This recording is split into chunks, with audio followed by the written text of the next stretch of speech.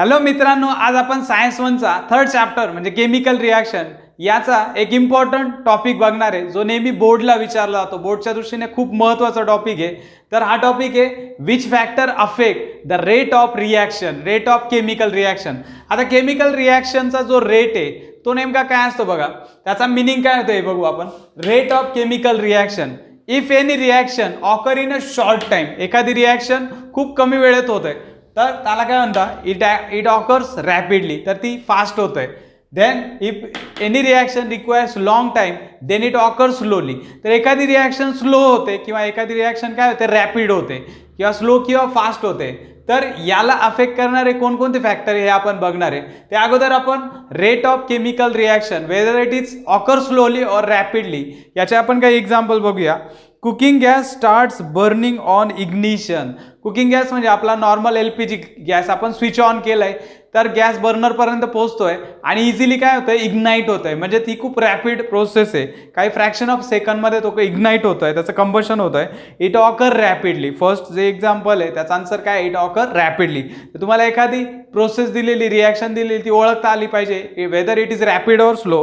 Then iron article undergo rusting, आयनचं जे corrosion होत आहे ते खूप स्लो होत आहे, स्लो प्रोसेस असते. Then erosion of a rock which takes place to form the soil, तर सॉइलचा लेअर फॉर्म होण्यासाठी जे रॉक्स आहे त्यांचं इरोजन होत आहे, त्यांचं डिकम्पोजिशन होतं, त्याला लाखो इयर्स लागत आहे. मग हे ऑकर स्लोली आपण म्हणू शकतो. Alcohol is form on mixing yeast in glucose solution under proper condition. ग्लुकोजचं फर्मेंटेशन करून आपण अल्कोहोल फॉर्म करतोय, तर ही लॉंग प्रोसेस आहे, म्हणजे it occur slowly. Then effervescence is form on adding baking soda into test tube which contain dilute acid. तर baking soda जो खाण्याचा सोडा असतो, सोडियम बायकार्बोनेट, आपण डायल्यूट ॲसिडमध्ये जर रिलीज केला तर इन्स्टंटली काय होतं, कार्बन डायऑक्साईड रिलीज होतो. त्याचे इफरवसन्स म्हणजे कंटिन्युअस बबल आपण बघतोय, तरी फास्ट प्रोसेस आहे, म्हणजे it occur rapidly.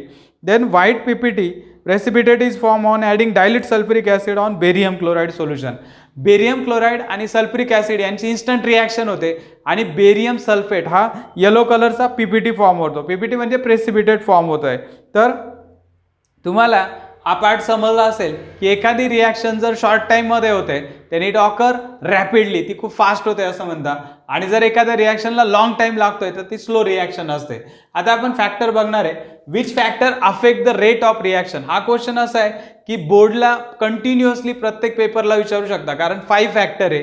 Alternatively 2-2 factor जर करत गेले तर कोणते 2 फॅक्टर, ते 2 किंवा 3 मार्क्सला 3 फॅक्टर विचारले जाऊ शकता.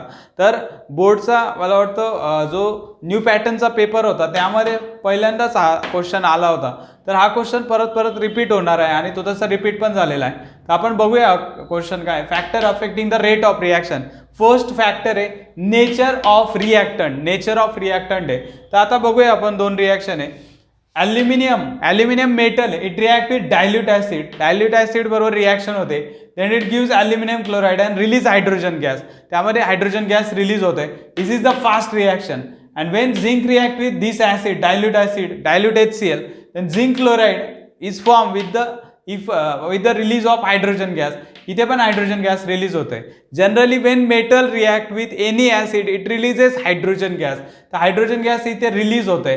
बट आता असं का म्हटलेलं आहे की ॲल्युमिनियमची ॲसिड बरोबर रिॲक्शन फास्ट आहे आणि झिंकची ॲसिड बरोबर रिॲक्शन स्लो आहे. असं काय, तर मेन रिझन आहे reactivity of aluminium is greater than zinc. तर ॲल्युमिनियमची रिॲक्टिव्हिटी ग्रेटर आहे कोणापेक्षा, झिंकपेक्षा. तर aluminium has a greater रिॲक्टिव्हिटी than zinc, therefore reaction of aluminium is a fast. मग आपण असं म्हणू शकतो rate of reaction is directly proportional to reactivity of reactant. जो रिॲक्टंट आहे त्याची रिॲक्टिव्हिटी हाय असेल तर रिॲक्शनचा रेट पण हाय असतो, रिॲक्टिव्हिटी लो असेल तर रिॲक्शनचा रेट पण काय असतो, लो असतो. Therefore rate of chemical reaction is directly depend upon reactivity of reactant. आपल्याला एखादी रिॲक्शन फास्ट करण्यासाठी असा रिॲक्टंट सिलेक्ट करायचा की त्याची रिॲक्टिव्हिटी काय असेल, हाय असेल. झिंकपेक्षा आपण कोणाला प्रेफरन्स करणार, ॲल्युमिनियम.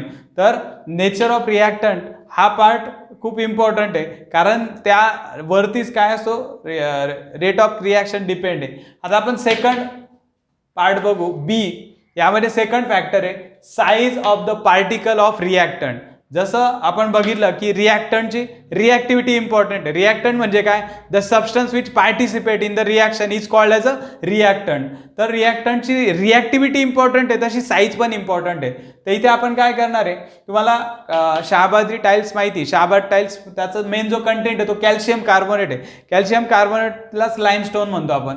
फर्स्ट आपण दोन टाईपचे लाईमस्टोन सिलेक्ट केले. एक पीस ऑफ शहाबादी टाईल्स म्हणजे असे फरशीचे तुकडे घेतलेले, टाईलचे पीसेस घेतलेले. देन कॅल्शियम कार्बोनेट अदर फॉर्ममध्ये, पावडर फॉर्ममध्ये घेतलेलं आहे. पावडर म्हणजे काय? फाईन पावडर, त्याला बारीक केलेलं आहे. तर दोन टाईप घेतलेले आपण रिॲक्टंटचे, एक पीसेस आणि एक powder form. When the pieces of Shahbadi tiles react with dilute HCl, then carbon dioxide will be formed. This is the slow reaction.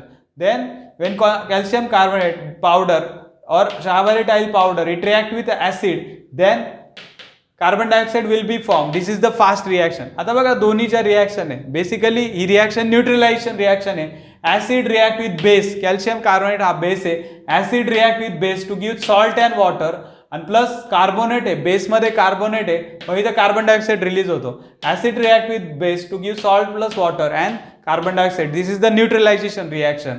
Neutralisation रिॲक्शनमध्ये काय होतंय? CaCl2, इथे HClच्या पुढे 2 फॅक्टर घेतलेला आहे बॅलन्स करण्यासाठी. CaCl2 देन H2O आणि यातला 1 ऑक्सिजन मायनस करून CO3 चा काय होतो? CO2. तर कार्बन डायऑक्साईड गॅस रिलीज होतोय. कुठे फास्ट रिलीज होतोय तो? सेकंड रिॲक्शन मध्ये. कारण इथे काय, रिॲक्टंटची जी साईज आहे ती स्मॉल आहे. Smaller the size of reactant greater is the rate of reaction. आता बघा जे पीसेस असताना त्यांना ब्रेकडाऊन व्हायला आपण जी एनर्जी सप्लाय करणार आहे किंवा जी हीट सप्लाय करणार आहे ती त्यामध्येच त्यांना ब्रेक करण्यासाठी, त्याचं डिकम्पोजिशनसाठी लागणार आहे. तर त्यांना ब्रेक करण्यासाठी त्या एनर्जीचा यूज होणार आहे. पण त्याऐवजी आपण जर पावडर फॉर्म यूज केला तर पावडर फॉर्म इझिली काय होतो? ऍसिड बरोबर रिॲक्ट होतोय. तर इथे लक्षात ठेवा, rate of reaction is inversely proportional to size of reactant. Inverse म्हणजे काय? As the reactant size decreases rate of reaction increases, असं होत आहे. तर साईज ऑफ रिॲक्टंट जेवढी स्मॉल असेल, कमी असेल, तेवढा रेट ऑफ रिॲक्शन काय असेल? ग्रेटर असेल. तर हा बी पार्ट आहे. ए पार्टमध्ये आपण जसं नेचर ऑफ रिॲक्टंट बघितलं, रिॲक्टिव्हिटी बघितली, तसं बी पार्टमध्ये आपण त्याच्या साईजबद्दल माहिती घेतलेली आहे. आता थर्ड फॅक्टर बघूया आपण, concentration of reactant. Third factor काय आहे? कॉन्सन्ट्रेशन. तर आपण इथे कॅल्शियम कार्बोनेटची सेम रिॲक्शन आहे. एक ठिकाणी डायल्यूट ऍसिड घेतला, एक ठिकाणी कॉन्सन्ट्रेटेड घेतलेला आहे. तर आता कॉन्सन्ट्रेशन ऑफ रिॲक्टंट इम्पॉर्टंट आहे. तर डायल्यूट ऍसिड असेल तर स्लो रिॲक्शन होते आणि कॉन्सन्ट्रेटेड ऍसिड असेल तर फास्ट रिॲक्शन होते. इथे आपण fast evolution of carbon dioxide gas बघू शकतो. तर इथे असं का झालेलं आहे? कारण rate of reaction is directly proportional to concentration of reactant. Higher the concentration of reactant greater is the rate of reaction. तर आपल्याकडे जर कॉन्सन्ट्रेटेड ऍसिड असेल तर त्याची रिॲक्शन फास्ट असते, डायल्यूट ऍसिड असेल तर त्याची रिॲक्शन काय असते? स्लो असते. तर तुम्हाला माहिती आहे कॉन्सन्ट्रेटेड ऍसिड खूप जास्त रिॲक्टिव्ह असतो. तर आपल्या स्किनवरती जरी, हातावरती जरी पडला तर काय होतं? स्किन आपली बर्न होते. पण डायल्यूट ऍसिडमध्ये वॉटरचं प्रमाण जास्त आहे. वॉटरचं प्रमाण म्हणजे सॉल्व्हंट ॲड करून त्याला डायल्यूट केलेलं आहे. मग ते जर हातावर पडलं तर एवढा इफेक्ट नाही होणार जेवढं कॉन्सन्ट्रेटेड नाही होणार. तर कॉन्सन्ट्रेटेड ऍसिड खूप जास्त रिॲक्टिव्ह असतो, पण ही रिॲक्शन फास्ट होते. डायल्यूट ऍसिडची रिॲक्शन काय होते? स्लो होते. तर rate of chemical reaction is directly proportional to concentration of reactant. As the concentration of reactant increases, rate of reaction is also increases. Then temperature of reaction, D factor आहे. Temperature. आता आपण limestone घेतलेला आहे. Limestone when heated then it undergo decomposition. But first reaction मध्ये आपण त्याला hit करत नाहीये. लाईमस्टोन याची आपण हीट यूज करत नाहीये, फक्त लाईमस्टोन आपण असंच असं ठेवलेलं आहे, त्याला प्रॉपर टेम्परेचर दिलेलं नाहीये. Therefore no reaction takes place. When calcium carbonate that is limestone it is heated to high temperature. खूप जास्त टेम्परेचर आपण यूज केलं आहे, जवळपास इथे 1000 डिग्री पण यूज करतात, more than 1000 degree Celsius. Then calcium carbonate undergo decomposition. AB gives A+B. ABचा काय होतं? A+B. दोन्ही फॅक्टर सेपरेट होत आहे, दोन्ही याचे कंटेंट लाईम आणि कार्बन डायऑक्साईड सेपरेट होत आहे, म्हणजे इथे डिकम्पोजिशन रिॲक्शन आहे. Limestone gives lime plus carbon dioxide. तर कार्बन डायऑक्साईड कन्फर्म करण्यासाठी आपण काय करणार आहे? When carbon dioxide passes through lime water which is colourless, due to this lime water due to this carbon dioxide this lime water becomes milky. जर lime वॉटरमधून आपण carbon dioxide gas pass करतोय तो इथे रिलीज झालेला आहे. तर lime water milky होतं. हे काय कन्फर्म करतोय की इथे कार्बन डायऑक्साईड रिलीज झालाय आणि रिॲक्शन काय झालेली, कंप्लीट झालेली. तर फर्स्ट रिॲक्शन कंप्लीट होत नाहीये कारण इथे proper temperature, proper heat use केलेली नाहीये. Calcium carbonate when heated to high temperature, then it gives lime and carbon dioxide, and this carbon dioxide when passes through lime water it becomes milky. तर milky होतं हे confirm करतंय की इथे reaction complete झालेली. मग इथे आपल्याला काय कळालं, rate of reaction is depend upon temperature. As temperature increases rate of reaction increases. He reaction fast होणार आहे, ही रिॲक्शन होतच नाहीये किंवा स्लो होते. येतंय लक्षात. तर लाईम वॉटर आणि कार्बन डायऑक्साईड ही पण न्यूट्रलायझेशन रिॲक्शन आहे. कार्बन डायऑक्साईड ॲसिडिक असतो आणि लाईमस्टोन इथं OH ग्रुप आलेला आहे म्हणून हा बेस आहे. Acid plus base give salt plus water. इथे सॉल्ट प्लस वॉटर रिलीज होतोय म्हणजे न्यूट्रलायझेशन रिॲक्शन आहे. हा फॅक्टर शॉर्टमध्ये लक्षात ठेवा. Rate of reaction is directly proportional to temperature. As temperature increases then rate of reaction also increases. Next आहे catalyst. तर कॅटलिस्ट हा सबस्टन्स काय असतो, catalyst is a substance which take part in reaction and which is responsible to increase the rate of reaction. तो actually rate change करतोय आणि शेवटी catalyst recover होतोय ॲज इट इज.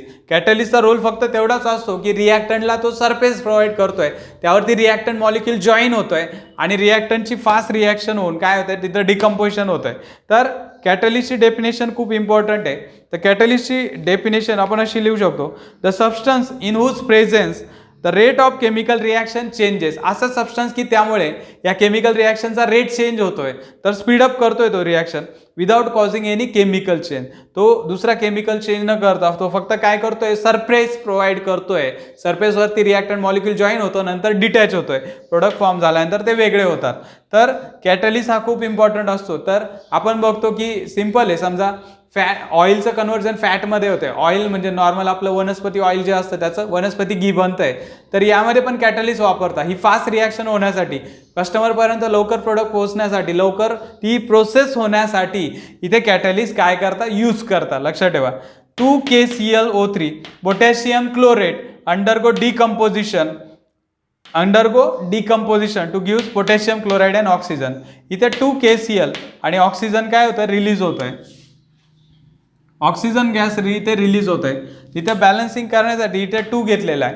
2 3 काय होत आहे 6, 3 2 6. इथे 6 ऑक्सिजन आहे, इथे पण 6 आणि 2KCl पोटॅशियम क्लोराईड वेगळा होत आहे. तर ही डिकम्पोजिशन रिॲक्शन आहे, AB गिव्स A+B. बट इथे आपण हीट यूज करतोय तरी पण ही स्लो रिॲक्शन आहे. तर इथे फास्ट कधी होते, जेव्हा आपण मॅंगनीज ऑक्साईड हा कॅटलिस्ट यूज करतोय. When we use the manganese oxide as a catalyst. Manganese oxide catalyst ॲरोवरती लिहायचा असतो. ॲरोवरती कंडिशन लिहायची, हीट, प्रेशर, टेम्परेचर, कॅटलिस्ट सगळं ॲरोवरती लिहायचं आहे. When potassium chloride undergo decomposition, then in presence of manganese dioxide as a catalyst, then this reaction takes place rapidly to give KCl and oxygen. He fast reaction होते कारण आपण use केला आहे catalyst. Catalyst काय करतोय, या रिॲक्शनला speedup करतोय, त्याचा रेट इन्क्रीज करतोय. therefore rate of reaction increases by using catalyst. तर कॅटलिस्ट यूज करून आपण कोणत्याही केमिकल रिॲक्शनचा रेट इन्क्रीज करू शकतो किंवा ती स्पीडअप करू शकतो. तर आता आपण जो टॉपिक बघितलेला आहे त्यामध्ये समरी काय, तर आपण हे बघितलं आहे की ज्या रिॲक्शन शॉर्ट टाईममध्ये होत आहे त्या फास्ट होतात आणि ज्या लॉंग टाईम लागत आहे त्यांना स्लो रिॲक्शन म्हणतो आपण. The nature of reactant, it depend upon nature of reactant. It is directly proportional to reactivity of reactant. Rate of reaction is direct inversely proportional to size of reactant. तर इथे जास्त reactive असलेला substance use करायचा आहे as a reactant म्हणून. इथे small size म्हणजे powder form use करायचा आहे म्हणजे रिॲक्शन काय होते, फास्ट होते. देन आपण कॉन्सन्ट्रेटेड ॲसिड यूज केला डायल्यूटच्या ठिकाणी तर रिॲक्शन फास्ट होते. देन आपण जर हाय टेम्परेचर यूज करतोय तरी रिॲक्शन काय होते, फास्ट होते. आणि काही ठिकाणी आपल्याला कॅटलिस्ट यूज करावा लागतोय, कॅटलिस्ट यूज केला तर रिॲक्शन पण काय होते, फास्ट होते. तर आतापर्यंत आपण काय बघितलंय, the factor affecting the rate of chemical reaction. बोर्डच्या दृष्टीने सगळ्यात महत्त्वाचा टॉपिक. तर 5 फॅक्टर आपण बघितले. नेचर ऑफ रिॲक्टंट, त्यामध्ये रिॲक्टिव्हिटी येतो. ॲल्युमिनियम झिंकचं एक्झाम्पल द्यायचं आहे. Then size of the particle of reactant हा बी फॅक्टर बघितला. यामध्ये आपण शाहाबादी टाईलचं पीसेस आणि पावडर अशा 2 फॉर्ममध्ये रिॲक्शन केली. असं एक आपण एक्झाम्पल बघितले. त्यानंतर आपण कॉन्सन्ट्रेशन ऑफ रिॲक्टंट बघितलं. सेम एक्झाम्पल द्यायचं आहे. त्यामध्ये आपण कॉन्सन्ट्रेटेड आणि डायल्यूट ॲसिड घेतलंय. आणि फोर्थ फॅक्टर आहे टेम्परेचर ऑफ रिॲक्शन आणि नेक्स्ट फॅक्टर आहे कॅटलिस्ट. इथे लाईमस्टोनचं एक्झाम्पल आहे, लाईम वॉटरची रिॲक्शन दाखवायची आणि इथे KClO3चं डिकम्पोजिशन, पोटॅशियम क्लोराईडचं डिकम्पोजिशन दाखवायचं आहे. तर तुम्हाला हा टॉपिक नक्की समजला असेल. या टॉपिकची चांगली तयारी करून ठेवा कारण बोर्डला यावरती एक तरी क्वेश्चन विचारला जाणार आहे. ठीक आहे, भेटूया आपण नेक्स्ट सेशनमध्ये. Okay, bye.